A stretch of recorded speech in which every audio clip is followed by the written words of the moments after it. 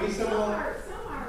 Some are every day for weeks. Okay. It varies. So when they go to work, are they expected to take the wheel of the vehicle? Well, they don't know if anybody.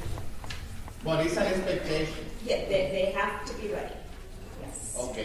Ready to go at any time. All So right. perpetually There just you go. before. There you go. Check. I have a quick question. Let's say I had a transit system and I had the exact same situation. So we say no to that actually. Within transit, we say if your supervisor doesn't have, if they're not scheduled to perform a safety sensitive function, they have no knowledge of performing a safety sensitive function, they're just sitting there at their computer, then for us, they're not performing a safety sensitive function. However, you can tell them, you can say to your supervisor, go move that vehicle, go move that revenue service vehicle from that side of the yard to the other side of the yard. And when he finishes driving and gets out of the car, say, here's your random alcohol test. Get him out of the car. It's not Devious, but it works.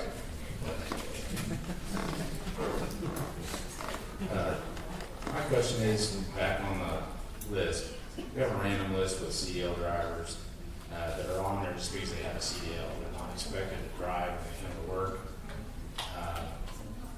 It's federal motor carrier. But just because they have a CDL license, our employer wants to be able to use them in case something happens and they need a CDL driver. But they're not expected to ever, they don't come below the expectation of having to drive. It's okay to have them on the list.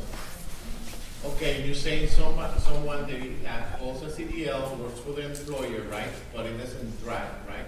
Correct. No, they don't have to be subject. So the thing is, at the time that person drives a commercial motor vehicle that requires a CDL, they're subject. If that person is not, even if they hold a CDL, they're not subject.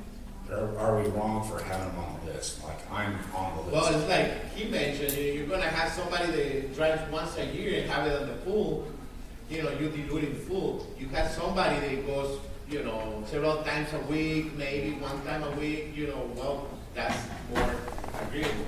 But I guess the whole point of it is you keep them in the pool in case that one time a year happens, you don't have to wait for the pre-employment test, right? Right.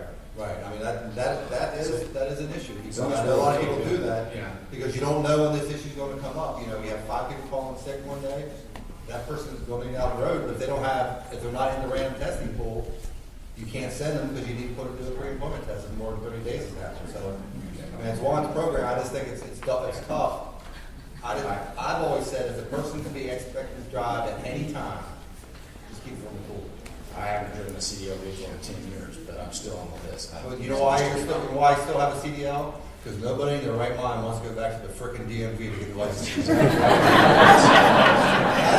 thing I'll say about this country, all 50 states, the DMVs are dysfunctional. I have a question. So we had a question earlier today. An employee goes for an alcohol test. The result is 0.35, I'm sorry. The employer does not want to send them out for 8 hours. They're going to continue to test them until they go under 0.02. Okay? They do the test. It's now 0.04. Is that a DOT positive at this point in time? In other words, the alcohol level is climbing, not going down. So they did the initial test. They did the initial, they did the screening, they did the confirmation, and now the employer says they have the option of either sitting out for 8 hours or testing them until they come below 0.02. The DOT testing's over. After that, whatever that confirmation test is, that's the final answer. Is it done on a DOT form? Yeah. Oh, it is, but it's not considered the result of 0.04 is not considered the DOT test. No. Okay. Whatever the company policy. Let me just give you real quick a story that I started. It's a real story. There was a person that drives a really big thing that goes in the air. I don't want to say what it is. And it was about 6 months ago, and they were at an airport as an overboard pilot waiting to be called on. Someone came into the overboard room and saw 2 bottles of vodka empty in the trash can. So someone called the supervisor. The supervisor made a reasonable suspicion determination, not based upon really anything. It's just he saw the person's eye and someone told him. So the bat came in. Now, when I tell this story, I'm not talking about .04. The bat comes in and gives a test. The person blows a .42. So the bat's like, like, what the hell? So they unplugged the machine and started again. So there's something wrong with the machine. Plugs it back in, .41. So at this point, the bat, she panics and calls 911 because I can tell you right now, any one of us is blowing a .41, I'm just like this, I'm dead. And all you just smell is alcohol. So they take him away, and it's on video. The person talks like I'm talking right now, and I'm not blowing a .41. They take him to the emergency room, check him out, say, hey, he's just stinking drunk. So they give another test at a .37. What's wrong with the whole process? Between every test, it needs to be what? An air block, right? All they have is 3 initial tests. That test got thrown out. Now, the only saving grace under another agency that has big things that go in the air, he got referred to the medical standards, then he was automatically suspended. So the point of what Mike was saying about this stuff, there are processes here for the alcohol testing. That you have initial, you have an air blank, then you go ahead and have a confirmation, and then you do an accuracy check afterwards. And if you don't have all those 3 things, you're going to lose tests. And then in your case, let's say it's an FTA person, you just bought this person back. You can't get rid of them because you got no final result. And that's why breath testing is so. Because these type of things don't happen often because we very rarely do alcohol tests, and very rarely do we have ones that go to like this. So it becomes a difficult situation, but I just bring this up because the way Mike's question was, they want to keep on testing. This person, you could test him for the next 2 days, probably, and he still would have got low. With the initial example, too, that Mike presented, where in the secondary testing, the person's BAC has gone up, I'm a little skeptical of that because the assumption here is that in the first test, there was a screening test, a 15-minute wait, and a confirmation test. And if that was going up, which it almost definitely was, if the third test is up, then don't give them a test. If it's going up, send them home. Don't use them later because they're imminently on their way to .04 if you see them going up. It's very unusual that you would go down and then up. And it's very unusual also for someone to do that type of testing until the person comes down under .02. We very rarely see that. Most people just say, go home tonight, come back tomorrow. That's it. But the question was asked, and they do this, and so it was a legitimate question. Sure, then I asked, and I'm sitting there asking Mark, okay, so if they're doing this scenario and they get down to below where it's acceptable, are you seriously going to put that person back to work at that point in the safety sensitive position? When you get the result that you're achieving? Yes. That's what these people would. Yeah.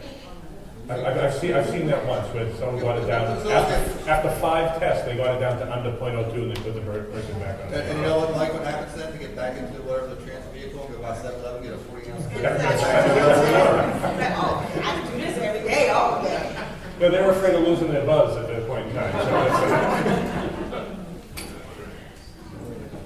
So with the example that you just used, and I know this is probably kind of left to center what we're really discussing here, the big things that go up in the air. Yep.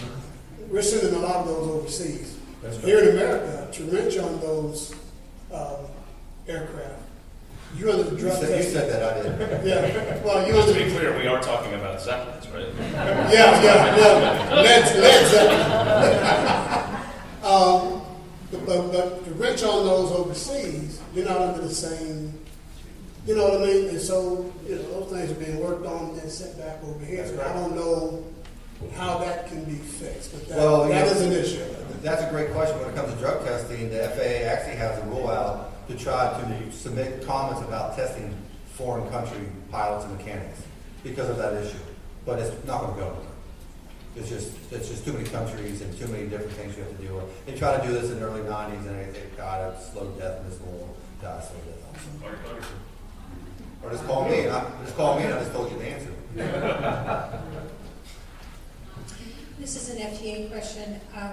So I'm currently dealing with a refusal to test situation, but I did have a question about, so this particular employee is challenging his, that he performs safety sensitive functions. So I just want some feedback if anyone else has anyone else with this job description. This is an ITS, Intelligent Transportation Systems Technician.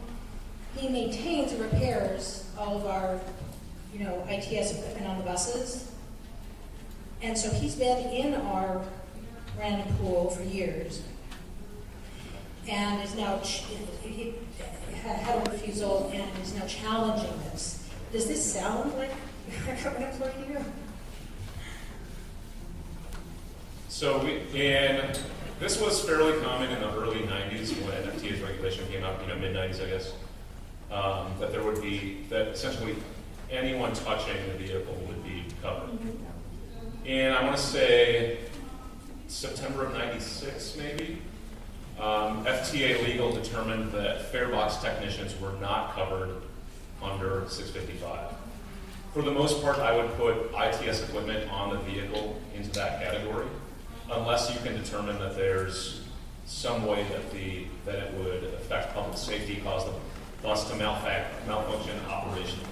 Yeah, if it would cause the brakes to either fail or to actuate, cause the wheel to change, something like that. But you have a human in there who's trained to operate the vehicle, at least for the future, the near future, who's safety sensitive. That's interesting.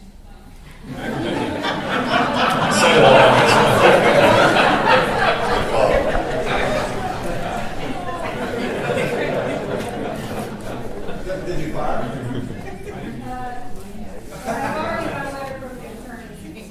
He was fired and there's a letter from the attorney. Can't you rely on drug-free workplace? Pardon me? Oh, you're good. It's just a quick question. Like, can't you rely on drug-free workplace? Let's say that one more time. Can't you rely on drug-free workplace? How does that pertain?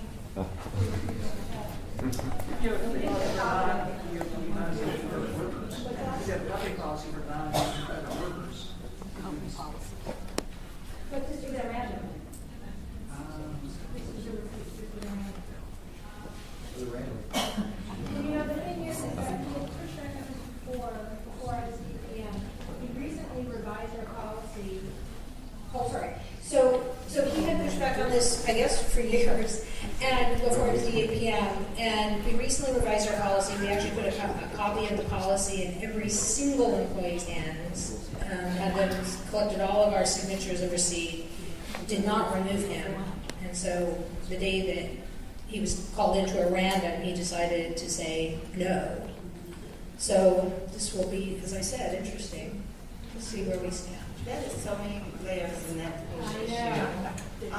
But go back to did you get your answer your question answered about the drug-free workplace? That wouldn't necessarily apply to this. That's something separate totally. That would be some criminal thing that's tied to a grant specifically, but it's not drug and alcohol 655 related. If you would like an FTA audit, I know someone who can set that up for me. I'm not threatening. It's very, the audits are very, very helpful. Raise your hand if you have an audit. No, but in all seriousness, we would take we will shine a.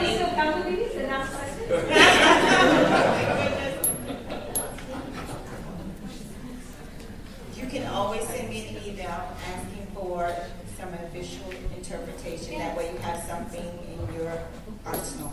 Thank you.